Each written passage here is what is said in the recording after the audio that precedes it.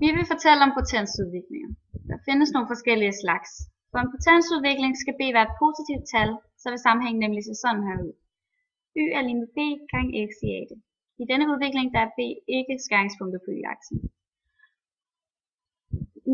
Udviklingen nedenunder er en voksende potensudvikling. Det vil altså sige, at a det er større end 0. I udviklingen nedenfor ser vi en aftagende potensudvikling. I denne udvikling er b heller ikke skæringspunktet på y-aksen. At den er aftagende vil det sige, at a det er mindre end 0. Udviklingen nedenfor er en konstant potensudvikling. Det vil sige, at a det er lige med 0. Det er vigtigt at lægge mærke til, at det er det eneste tilfælde, hvor b det er skæringspunktet på y-aksen. Nu vil vi fortælle lidt om tilvækst for potensudviklinger. Der er en sætning, der beskriver bedst, hvordan tilvækst for potensudviklinger fungerer. Den lyder sådan her. Hvis x bliver k gange så stor, bliver y k i a det gange så stor. Den her sætning kan man bedst forstå, hvis man ser det igennem et eksempel. Vi betragter en potensudvikling, der hedder y er lig med 4 gange x i tredje. Hvis nu vi for eksempel siger, at x vokser med 2, så skal vi herfra finde ud af, hvad y vokser med. Ud fra vores sætning, der ved vi, at hvis x vokser med k, vokser y med k i a det. Hvis vi så sætter 2 ind på x's plads i udviklingen, kan vi se, at a er lig med 3.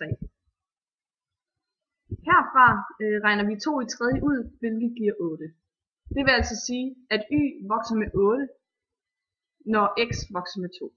Man kan også regne den procentvise stigning ud. Her bruger vi den samme udvikling som før. Og det er også bare et eksempel. Vi siger, at x vokser med 30%, og skal ud fra det finde ud af, hvor mange procent y vokser med. For at komme af med procenten, skal vi dividere det med 100. Og man skal lægge et et-tal til, fordi at det er noget, der vokser. Derfor er 30% lige med 1,30. Derfor ved vi, at y bliver 1,30 i tredje gange så stor, da a er lige med 3. 1,30 i tredje giver 2,197. For at få det i procent, trækker man 1 fra og ganger med 100. Derfor bliver det, at y vokser med 119,7%, når x vokser med 30. Dobbeltlogaritmisk koordinatsystem. I et koordinatsystem, hvor både x og y-aksen er logaritmisk, bliver det kaldt et dobbeltlogaritmisk koordinatsystem. Hvis man finder en ret linje i et sådan koordinatsystem, så ved man, at det er en potensudvikling. Dette kan også ses i eksemplet nedenfor.